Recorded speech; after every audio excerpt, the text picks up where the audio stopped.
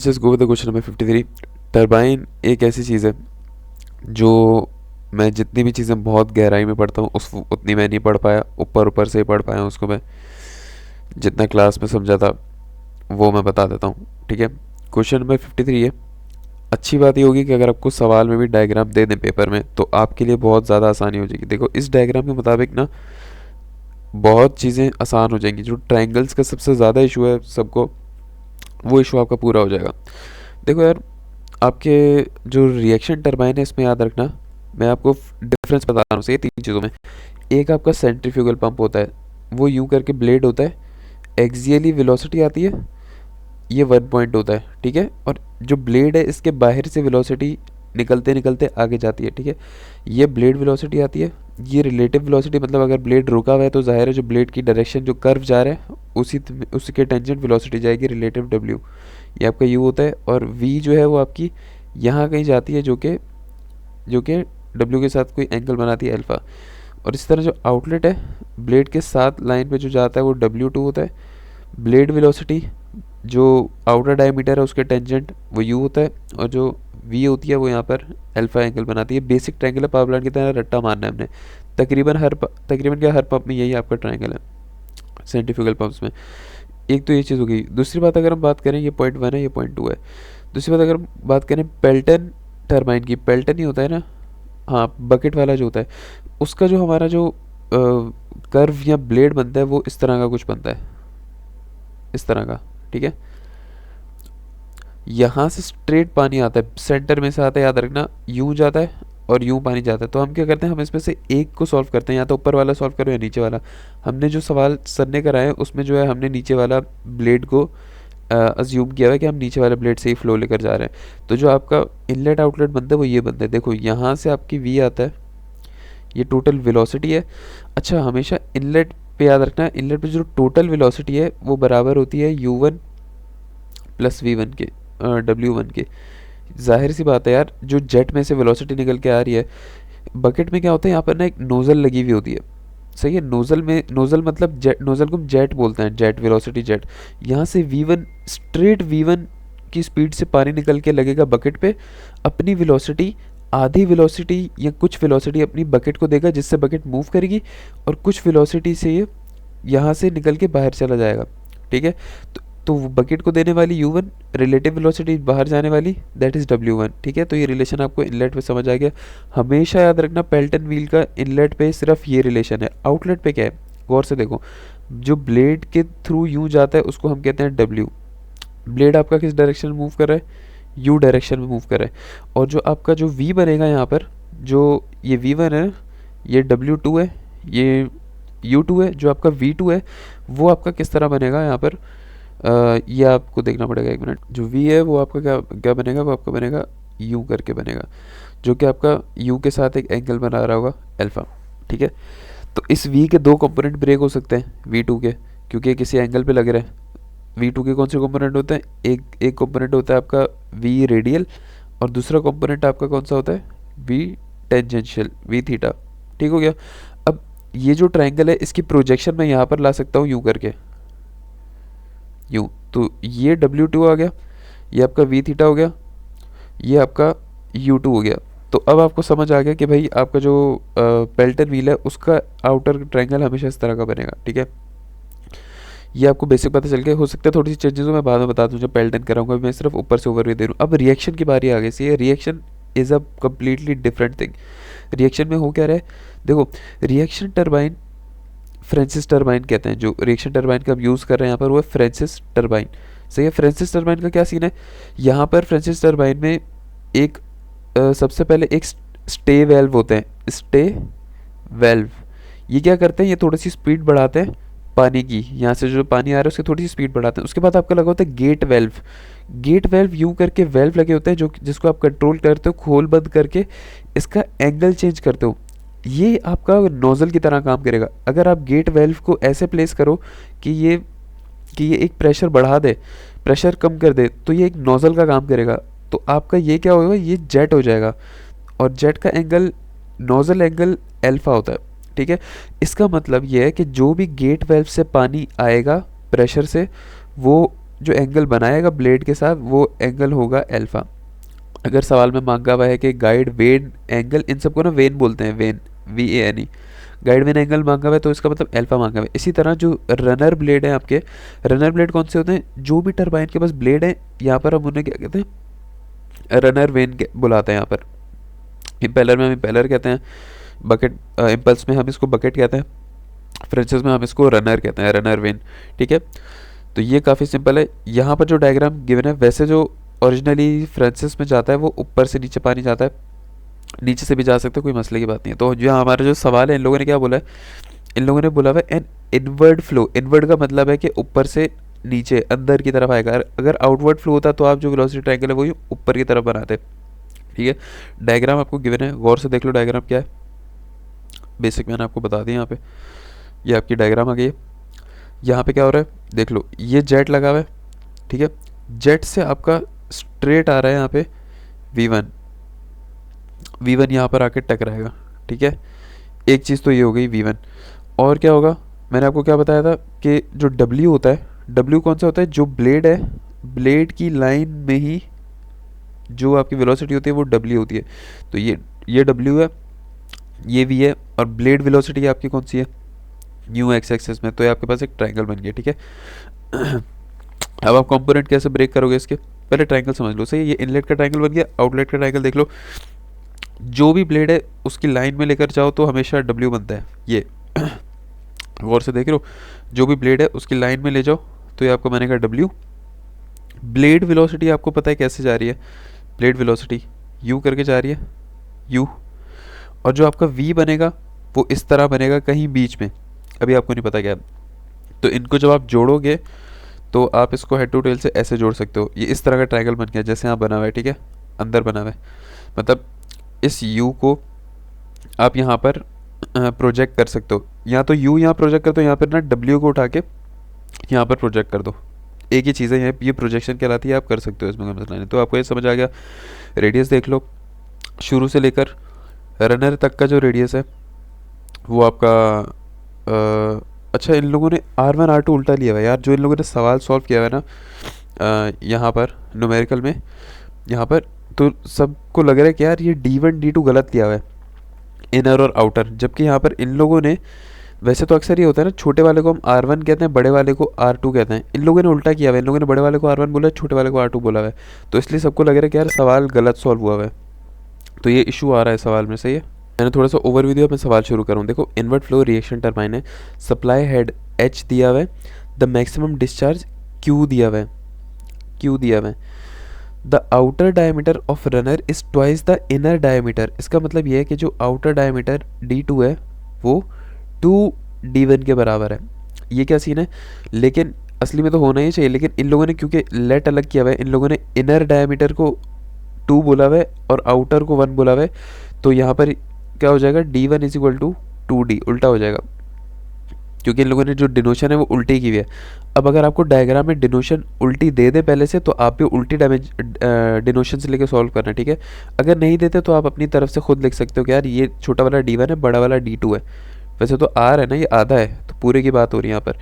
तो इससे हमें ये भी पता चलता है कि भाई R2 बराबर है, सॉरी इनके मुताबिक R1 बराबर है 2 R2 के।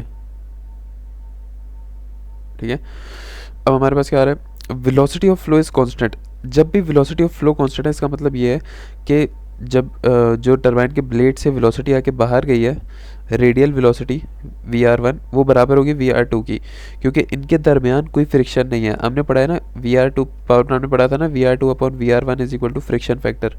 तो आपका फ्रिक्शन फैक्टर यहाँ पर 1 है, कोई फ्रिक्शन हो ही नहीं रहा, तो VR1 बराबर हो जाता है VR2 के, अगर वेलोसिटी सेम है आपकी। ठीक है, अब हमारे पास क्या दी हुई है, वेलोसिटी ऑफ फ्लो की इक्वेशन दी हुई है 0.152 GHT। HT ये रहा हेड, इसकी वैल्यू डालो, इसका मतलब एक आपको वेलोसिटी की है। The runner vane are radial at inlet. इसका मतलब ये है कि जो रनर वेन क्या होता है, मैंने आपको क्या बताया था, रनर कहते हैं जो ब्लेड लगा हुआ होता है। ये जो ब्लेड है, ये जो ब्लेड है, ये इनलेट पर बिल्कुल वर्टिकल है, इनलेट पर बिल्कुल वर्टिकल है। ठीक है, ये बहुत इंपॉर्टेंट चीज़ है।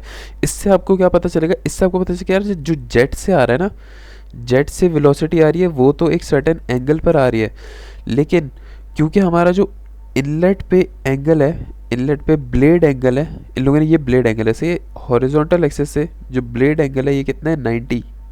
तो इन लोगों ने बता दिया कि आपको जो बीटा वन है वो क्या है 90, जिसकी वजह से क्या होगा, जब आप ये ट्रायंगल बनाओगे ना यूँ करके, ये वी आ रहा है, यहाँ से क्या आ रहा है आपके पास, और ये यू आ रहा है, यहाँ से आपके पास वी आ रहा है, जो डब्ल्यू कंपोनेंट है ये वी आर वाला जो डब्ल्यू कंपोनेंट है जो कि एक बीटा एंगल बना रहा है वो क्या हो जाएगा, स्ट्रेट 90 हो जाएगा। ठीक है, वो स्ट्रेट हो जाएगा क्योंकि आपका जो रिलेटिव वेलोसिटी है वो बिल्कुल स्ट्रेट जाएगी। ब्लेड कैसा जा रहा है आपका यहाँ पे, सीधा जा रहा है, परफेक्ट है, आपको समझ आ गया। अगर तो ये नहीं गिवन होता हमें कि रन इनलेट का रनर वेल एंगल नहीं गिवन होता तो आप ब्लेड को इस तरह से बनाते, और इस तरह के बनाने की वजह से आपका क्या होता है, जो W है वो वहाँ जाता, ब्लेड की सीध में जाता है, तो ये तकरीबन ऐसे बनता आपका ट्रायंगल, ऐसे बनता या फिर ऐसे बनता। परफेक्ट है, अब आपको समझ आ गई चीज़, सवाल ये चीज़ हो गई। और क्या क्या गिवन है, RPM गिवन है, determine the guide when angle, मतलब अल्फा निकालना है, जो जेट है ना, जिस जेट से ये इसको हिट कर रहा है, जो V1 एंगल बना रहा है अल्फा, वो निकालना है आपने, सही है।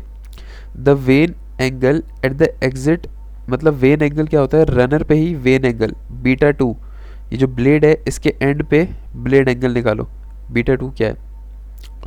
इन लोगों ने बताया कि आपको जो डिस्चार्ज है वो रेडियल है, डिस्चार्ज और ब्लेड एंगल में फ़र्क है। ऊपर इनलेट पे क्या है, ऊपर इनलेट पे हमारा ब्लेड एंगल 90 है, तो हमारा ब्लेड सीधा बना है ऊपर की साइड से। यहाँ पर हमारा जो है डिस्चार्ज 90 है, मतलब ब्लेड तो यूँ बनेगा, जो जो आपका W कंपोनेंट है वो तो यूँ जाएगा और आपका U कंपोनेंट भी अपनी जगह पर जाएगा, लेकिन जो आपकी वेलोसिटी है, जो डिस्चार्ज है V2 है, वो स्ट्रेट नीचे आएगा रेडियली। ओके, ये आपको समझ आ गया। तो अल्फा 2 वैल्यू जो है वो आपकी 90 हो गई है।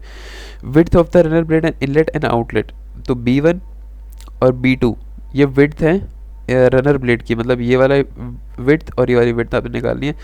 अब the when occupied 10% of the circumference and the hydraulic efficiency यहाँ पर गिवन है, इसको देखते हैं कहाँ यूज़ करना है। और जो वेन एंगल ने 10% हिस्सा ऑक्यूपाई किया, इसका मतलब ये है कि जब आपका फ्लो यहाँ से फ्लो करेगा, इस पूरे टरबाइन के अंदर जब फ्लो करेगा पानी, तो 10% एरिया में फ़्लो नहीं कर पाएगा क्योंकि वो 10% आपके ब्लेड ने कवर किया हुआ है, तो एरिया सिर्फ आपका 90% ऑफ टरबाइन में फ़्लो करेगा। आपको सवाल समझ आ गया। अब हम सवाल को सॉल्व करते हैं। यहाँ पर डायग्राम परफेक्ट है, इनलेट आउटलेट की डायग्राम समझ लो, परफेक्ट है बिल्कुल। ये U1 आ गया, ये W आपका यहाँ आना था, यहाँ बना दो, कोई मसला नहीं है।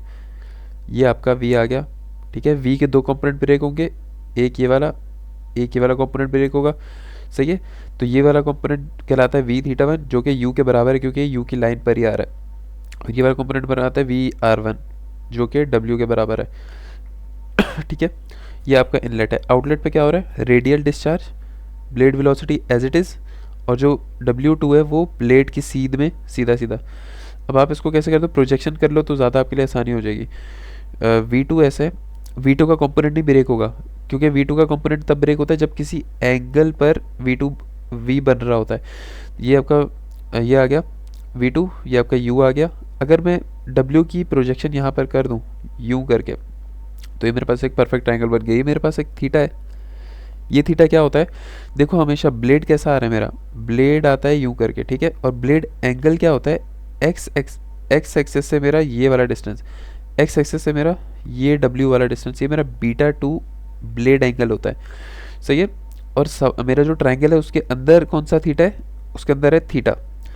तो ये थीटा बराबर होगा 180 माइनस β2 के, सही है, क्योंकि पूरा 180 है, ये β2 है, तो 180 माइनस β2 ये हो जाएगा, क्योंकि मुझे अंदर सॉल्व करना है इसको। ये मेरा W है, ये मेरा, अगर मैं ये बेस बोलूँ तो ये मेरी W cos थीटा भी है, और ये मेरा U2 भी है, ये लाइन, और ये मेरा V2 भी है, और ये मेरा VR2 भी है। ये V रेडियली डिस्चार्ज है ना, तो मेरा जो V2 है वो V रेडियल हो जाएगा। उसके बाद मुझे पता है कि मेरा VR1 बराबर है VR2 के। बहुत टाइट सवाल हो गया, ठीक है। इनलेट पे क्या हो रहा है भाई, आपने देखना है कि आपका VR1 is equal to this, ये इन लोगों ने इक्वेशन दी थी, हेड की वैल्यू ऊपर गिवन थी, हेड की वैल्यू डालोगे वेलोसिटी आ जाएगी, ये VR1 है, सही है। V रेडियल होती है जो इस फॉर्मूले से निकलेगी। आउटलेट पे VR1 बराबर है VR2 के, सेम आ गया आपके पास, ठीक है। आपको पता है कि जो आपका V2 है वो बराबर है VR2 के, ये मैंने अभी आपको बताया, कोई इतनी बड़ी बात नहीं है इसमें। और वी थीटा टू ज़ीरो है, जब भी रेडियल डिस्चार्ज होगा तो वी थीटा टू ज़ीरो होगा। फ्रांसिस में याद रखना 90% ऑफ द टाइम आपके सवाल में रेडियल डिस्चार्ज ही होगा, तो ये रट्टा मार लो ये ट्राइंगल और ये वाले स्टेप्स, ठीक है। अच्छा, अब एक और चीज़ है कि इस वाले स्टेप की इतनी कोई नहीं है। Power delivered to the runner, यार ये आपने याद रखना है, सेंट्रीफ्यूगल पंप के फॉर्मूले टरबाइन के फॉर्मूले मिक्स नहीं करना, अलग अलग फार्मूले, ठीक है। अब देखो क्या हो रहा है कि आपकी जो एफिशिएंसी है वो बराबर होगी work done of shaft upon power of let's say impeller. क्यों हो रहा है? क्योंकि यहाँ आप पानी से इम्पेलर को पावर मिलेगी जिसकी वजह से शाफ्ट घूमेगी और बिजली बनेगी। तो इनपुट जो है वो आपकी पावर है इम्पेलर को जो आप दे रहे हो, और आउटपुट जो है वो आपका वर्क डन ऑफ शाफ्ट है। तो work done of runner you can say power, work done of runner you can say power of impeller, एक ही बात है। जो आपका इम्पेलर है उसको आपने नाम दिया रनर का, ठीक है। तो वो किसके बराबर होता है? ये होता है ब्रेक हॉर्स पावर का फॉर्मूला होता है, सही है। ब्रेक हॉर्स पावर का फॉर्मूला क्या है? ओके वही फार्मूला यूज़ किया अपना। अब आपका जो फार्मूला होता है एफिशिएंसी बराबर होती है work done shaft upon power impeller, जो मैंने आपको पहले बताया, पावर इनपुट कह सकते हो आप इसको। तो रनर शाफ्ट एक ही बात समझो, ठीक है। अच्छा, एक चीज़ मिक्स नहीं करना, रिएक्शन टरबाइन के लिए ये फार्मूला होता है, पेल्टन के लिए यही फार्मूला चेंज हो जाएगा, याद रखना। पेल्टन के लिए जो आपका फार्मूला बन जाता है वर्क डन शाफ्ट का, वो ये बन जाता है, ठीक है। क्योंकि उस पर प्रेशर वगैरह नहीं है, इनका इसका अलग सीन है, रट्टा मारो, फार्मूला याद कर लेना, ठीक है। तो एफिशिएंसी हमें पता है, ठीक है। पहले यहाँ पर आ जाओ ऊपर वाले फार्मूले में। अच्छा, नेगेटिव हमने क्यों लगाया है? क्योंकि ये एक वर्क कंज्यूमिंग डिवाइस है, सही है। यहाँ पे आपका जो वर्क है वो कंज्यूम हो रहा है, इसलिए हमने नेगेटिव लगाया यहाँ पे, सही है। जो पावर है वो कंज्यूम हो रही है आपके इसके अंदर, क्या कहते हैं, जेट के क्या कहते हैं, किसमें, किसी एक चीज़ में पावर कंज्यूम होती है, पी में शायद पावर कंज्यूम हो रही होती है, तो इसलिए यहाँ पर नेगेटिव आया, ठीक है। जो आप पावर दे रहे हो वो कंज्यूम हो रही है, इसलिए यहाँ पर नेगेटिव आया। ये वहाँ ले जाओ, पावर बराबर होती है रो क्यू जी एच के, सही है। तो रो क्यू और रो जी इसमें आ गया गामा को आप लिखते हो रो जी, क्यू एच टी, सारी चीज़ें पता है, सब चीज़ों की वैल्यू डालो, डब्ल्यू रनर की आपके पास वैल्यू आ जाएगी। एक चीज़, एक इक्वेशन यहाँ से आएगी, दूसरी इक्वेशन कहाँ से बनेगी? इस फॉर्मूले से, जो डब्ल्यू शाफ्ट या डब्ल्यू रनर का अपना ज़ाती फॉर्मूला है, ठीक है। आपको पता है रेडियल डिस्चार्ज है वी थीटा टू ज़ीरो है, ठीक है। और आपको पता है कि वी थीटा वन बराबर यू वन की, कैसे? ये डायग्राम हमने जो बनाई थी यहाँ पर, इस डायग्राम में आप देखो क्या है, यू वन यू जा रहा है, वी वन यू जा रहा है, वी वन के जो टेंजेंशियल कंपोनेंट जब एक्स एक्सिस में गिराओगे तो वो वी थीटा वन हो जाएगा, और वी थीटा वन बराबर है यू वन के। तो यहाँ पर यू वन स्क्वायर हो जाएगा ये, ओके।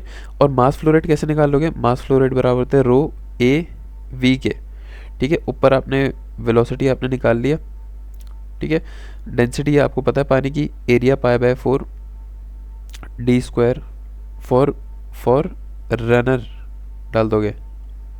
मास फ्लो रेट बराबर होता है रो ए वी के, और ए वी बराबर होता है क्यू के। तो आप डायरेक्ट इसको रो क्यू लिख सकते हो, क्यू आपको गिवन है, तो ये ज़्यादा आसानी है आपकी, ठीक है। रो क्यू लिखा, यू स्क्वायर लिखा, रो क्यू की वैल्यू डालो, एक इक्वेशन यहाँ बन गई, सही है। डब्ल्यू रनर की आपने वैल्यू ऊपर निकाल ली थी, यहाँ पर वैल्यू डालो तो यू की वैल्यू आ जाएगी आपके पास, सही है। यू की वैल्यू, यू वन की वैल्यू जब आ जाएगी तो क्या करोगे आप यहाँ पे आप इसको अगर डिवाइड बाय 2 करोगे तो आपके पास u2 आ जाएगा। अब ऐसा क्यों आएगा? ऐसा इसलिए आएगा क्योंकि दोनों के डायमीटर में किसका फ़र्क है? सिर्फ हाफ का फ़र्क है, ठीक है। कैसे फ़र्क है यार? देखो u बराबर होता है आर ओमेगा के, ठीक है। तो इन दोनों में जो सिर्फ डिफरेंस है ना, दोनों के ओमेगा तो सेम होंगे ना, आर ओमेगा में U one is equal to R one omega, U two is equal to R two omega, दोनों के ओमेगा तो सेम है ना, 2 पाई एन अपॉन 60। सिर्फ फ़र्क कितना है इन दोनों में? रेडियस में इन दोनों में जो डिफरेंस आ रहा है वो कितना है? इसका डिस्टेंस और इसका रेडियस और इसका रेडियस में हाफ का फ़र्क है, सही है। ऊपर ये जो हमने ये बनाया था, इसलिए क्योंकि 2 पाई एन अपॉन 60 सब कुछ कॉन्स्टेंट है, सिर्फ रेडियस चेंज हो रहा है। तो इसका मतलब ये है कि रेडियस चेंज होने की वजह अगर इसकी वेलोसिटी 9.7 है तो इसकी आधी हो जाएगी। अगर आपको नहीं समझ आ रहा है तो फॉर्मूला लगा के देख लो पूरा, U one is equal to R one omega की जगह लिखो 2 पाई एन अपॉन 60, सही है। और यहाँ पे यू वन की वैल्यू डालो, यू वन की वैल्यू जो आपने निकाली है वो वैल्यू यहाँ पर डालो, U1 की, यहाँ से आपके पास रेडियस आ जाएगा R1। सही है, R1 जब आपके पास रेडियस आ जाएगा तो आप क्या करोगे, R1 is equal to 2R2, क्योंकि आपको पता है इस तरह R2 की वैल्यू आएगी। फिर R2 की वैल्यू इसी फॉर्मूले में डालोगे तो आपके पास U2 भी आ जाएगा। तो देखना आप यही वाला U2 आएगा आपके पास। सही, इसको सॉल्व कर लेना एक बार। अब आपके पास क्या आ रहा है, अब आप एक चीज़ याद रखना कि आप क्या करते हो यहाँ पर, ये याद रख लेना जो स्टेप्स हैं उन स्टेप्स को याद रखो कि फ्रांसिस टर्बाइन में आप दो बार टेंजेंट लगाओगे। एक बार टेंजेंट अल्फ़ा, जो पहला वाला ट्रायंगल है ना, पहले वाले ट्रायंगल के लिए आप लगाते हो usually tangent alpha is equal to perpendicular क्या है VR1 और बेस क्या है U1। दोनों चीज़ें पता है आपको, टेंजेंट इन्वर्स करके अल्फ़ा की वैल्यू आ जाएगी। ठीक है, और दूसरे ट्रायंगल में आप क्या लगाओगे, टेंजेंट 180 माइनस बीटा। परफेक्ट है, आपको समझ आ गया। ये स्टेप तकरीबन हर आपके फ्रांसिस के सवाल में यूज़ होंगे। ये जो है आपका ये एंगल ये बराबर है 180 माइनस बीटा। आपने ये ट्रायंगल लेट किया, सही है। तो ये जो ट्रायंगल है tan theta is equal to perpendicular इसका है VR2 या V2 भी कह सकते हो, अपॉन बेस इसकी है U2। ओके, तो VR2 भी कह सकते हो, V2 भी कह सकते हो आप। VR2 की वैल्यू डाली आपने, U2 की वैल्यू डाल दी आपने, और यहाँ से आपने बीटा 2 की वैल्यू निकाल ली। ठीक है, टेंजेंट इन्वर्स करके और 180 वाले के बीटा 2 की वैल्यू आ गई। अब आपने क्या निकालना है, दूसरी चीज़ अब आपने निकालना है ब्रेथ। देखो फ्लो रेट बराबर होता है एरिया इंटू वेलोसिटी। सही, वेलोसिटी कौन सी लोगे आप, रेडियल फ्लो वेलोसिटी लोगे जो फ्लो करवा रहा है, रेडियल वेलोसिटी दोनों की 0.90 से हमने मल्टीप्लाई किया, क्योंकि हमारा जो ग्रॉस एरिया है 2πr/b1, एक सिलेंडर की अगर विड्थ भी होती है ना तो हम उसका जो एरिया लेते हैं वो 2πr/b लेते हैं। तो 2πr आपको पता है, b आपने निकालना है, फ्लो रेट आपको पता है 0.90 ये है कि हमारा जो फ्लो है वो पूरे टरबाइन के सिर्फ 0.90 एरिया से जाएगा, 10% ब्लेड ने कवर किया हुआ है, मल्टीप्लाई बाय VR1। ये सारी चीज़ें पता है, Q वाले फॉर्मूले में रखो, पहले पहले 1 के लिए सॉल्व करो तो आपके पास B1 आ जाएगा, और फिर यही सारा सीन Q की वैल्यू सेम रहेगी, 2 के लिए सॉल्व करो तो B2 आ जाएगा आपके पास। सही है, और एक सवाल में एक चीज़ निकालने को और कुछ निकालने को नहीं बोला, बस सही है। ओके हो गया, सवाल ख़त्म हो गया, काफ़ी सिंपल है। इसके बाद पेल्टन ट्राई करते हैं, और ये जनरल ट्रायंगल ये देख लेना। जनरल ट्रायंगल जो बनता है ना आपका फ्रांसिस टर्बाइन में, आपका जो ब्लेड है ये आउटलेट के लिए बना हुआ है फ़िलहाल। ये ब्लेड है, ये आपका W है, देखो यूँ करके यूँ आ रहा होगा ना ब्लेड, ये यहाँ पर आपका U जाएगा, और यहाँ पर आपका जो है वो क्या आ जाएगा, V आ जाएगा। V के दो कंपोनेंट ब्रेक होंगे। सबसे पहले आप U की जो प्रोजेक्शन है वो आप यहाँ पर ले सकते हो यूँ करके, फिर V के दो कंपोनेंट है, एक ये कंपोनेंट गिरेगा और एक बल्कि ये कंपोनेंट होगा, एक ये कंपोनेंट, इस तरह। खैर ये जनरल ट्रायंगल सर ने बताया था कि जनरल ट्रायंगल है।